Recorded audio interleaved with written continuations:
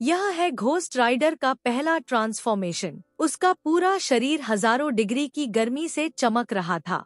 वह जहाँ भी कदम रखता जमीन पर आग के निशान छूट जाते। इसके बाद उसे नरक की आग से गुजरना पड़ा, जहाँ उसकी हर एक त्वचा की परत जलकर राख हो गई। सोचो कितनी ज्यादा तकलीफ झेलनी पड़ी होगी। जॉनी की पागल चीखों के बीच आखिरकार उसका ट्रांसफॉर्मेशन पूरा हुआ।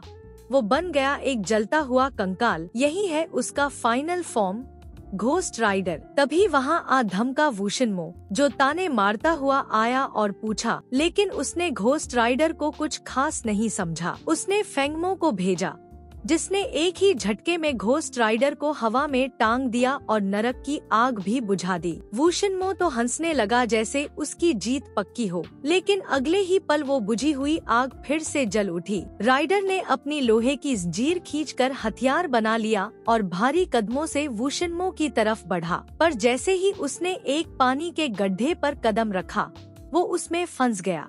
अभी वो कुछ समझ पाता उससे पहले ही एक बड़ी ट्रक आई और उससे टक्कर मारी। ड्राइवर निकला मिट्टी का राक्षस टूमो, जो बड़ी शान से उतरा जैसे उसने घोस्ट राइडर को खत्म कर दिया हो।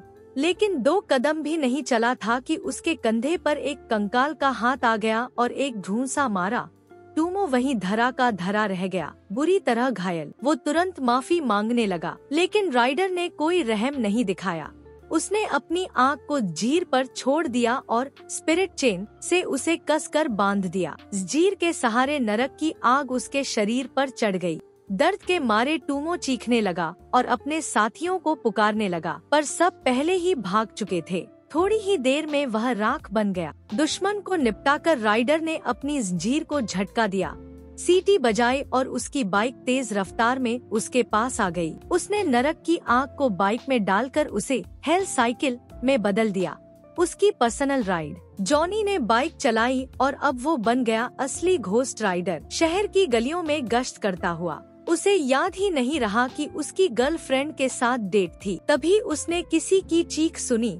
एक गुंडा चाकू से किसी लड़की को लूट रहा था। वो आग से घिरा राइडर आसमान से उतरा, लड़की को इशारा किया कि भाग जाए। गुंडा तो डर के मारे वहीं जड़ हो गया। राइडर ने उसे पकड़ा, लेकिन गुंडे ने हमला कर दिया। उसका चाकू पल में पिघल गया। फिर राइडर ने अपनी penance stare ghost rider का स्पेशल मूव चलाया, जिसमें गुंडा अपनी सारी बुराइयां महसूस करता है और उसके सारे पाप उसकी आत्मा को जला देते हैं। उसका अंत हो गया। इसके बाद राइडर अपनी हेल साइकिल पर फिर से निकल पड़ा, गुनाहगार आत्माओं की तलाश में। लेकिन सूरज की पहली किरण के साथ उसकी ताकतें कमजोर होने लगी। उसकी बाइक भी सामान्य बन गई और राइडर वापस जॉनी में बदल गया। दर्द से कराहता हुआ वह अपने पिता की कब्र तक पहुंचा और वहीं बेहोश हो गया। जब वो जागा तो प्यास से गला सूख रहा था। उसने बेझिझक सब पानी पी डाला।